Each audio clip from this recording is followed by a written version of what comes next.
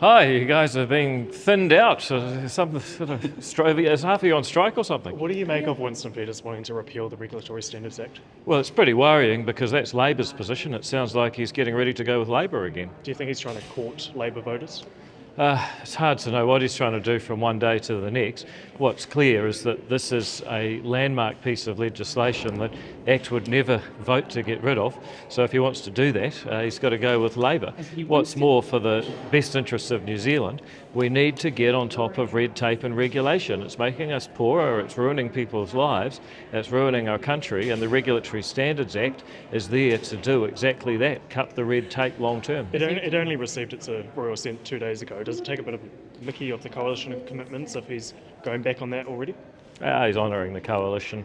My worry is that he seems to be lining up for a different kind of coalition, and this government literally can't afford for him to put Labor in again. Is this respecting the conventions of Cabinet, though?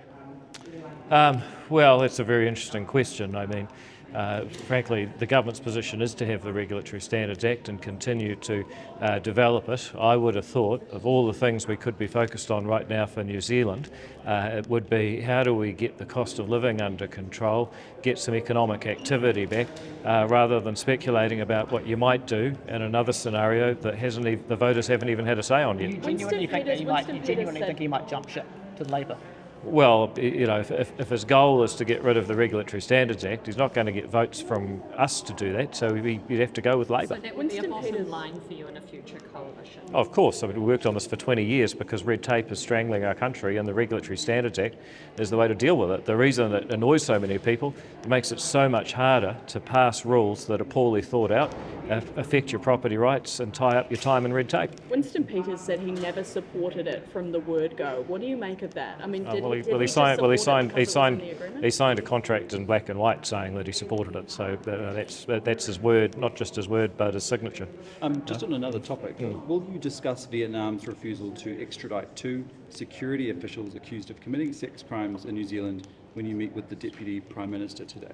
Look, I've been asked to meet with the Deputy Prime Minister just as a sign of friendship. I'm not there to take diplomatic positions. I'll leave that to the diplomats and the Minister of Foreign Affairs. Isn't that a good opportunity, though, to bring it up? Well, it probably would be if we hadn't already had people meeting at official level. I'm doing it as a meet and greet, not to put the hard word on someone I've only just met. Why is the government pushing pause on puberty blockers?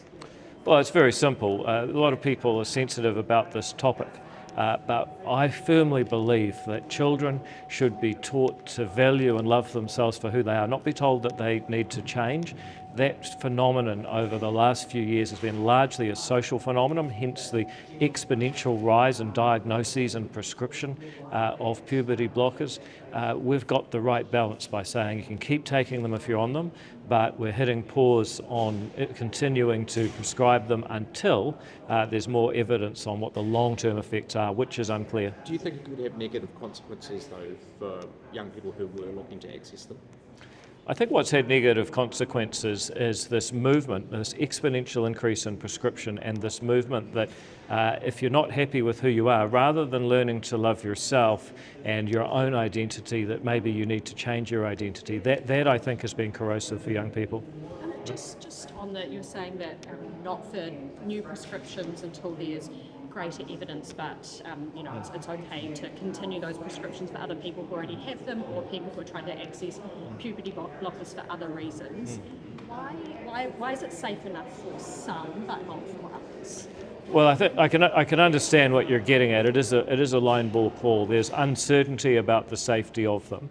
However, there's also a cost to taking people off who are already on, and that cost is greater than the cost of not starting children who haven't used them yet. So you can understand that there's a trade-off there between risk and safety, and I think we've got it right under difficult circumstances. Wouldn't it be a personal choice, the choice of these children with their families and their clinicians to make an informed choice for them, what is best for them, not the government telling them what is right for them? Well, you might think that, but I also just noticed the way that there's been this exponential increase it seems that it hasn't been a personal choice. If there was a background rate of children with gender dysphoria who were medically eligible to have these puberty blockers, then you would expect to see a steady rate over time. We had that for a long time, then we had this exponential spike, and that tells me there's something more than personal choice in medicine going on. The exponential spike that you're referring to, do you know roughly how many people in total are accessing puberty blockers for gender dysphoria? Oh, the numbers are small. They're in the dozens and hundreds, they're not in the thousands or tens of thousands. Nonetheless, the numbers have increased radically and dramatically in a short space of time, and that's a trend that seems to have occurred around the world. It's also true that in the last year or two, in some countries you've seen a dramatic drop off. It seems that social pressure rather than medicine or personal choice has been at play here. The Greens have called this an imported culture war. How do you respond to that? Well, who imported it? I think they're importing it, frankly. How confident are you in the government's 500 new police target? It looks like they're not going to make that target in time. Well, it's always hard because people come and people go, and people argue about did you get your new ones in or they left, or did you fail to get your new ones in. As I understand it, they're recruiting them. But like a lot of workforces around New Zealand, there's also some loss. So, let's see where they get to, but I wouldn't say I'm not confident. And the firefighters are on strike again. Should they withdraw the strike notice? Well, they're threatening to, but that's between FENZ and the PFU. I know far better to get involved in that. All right, thank you folks. Cheers.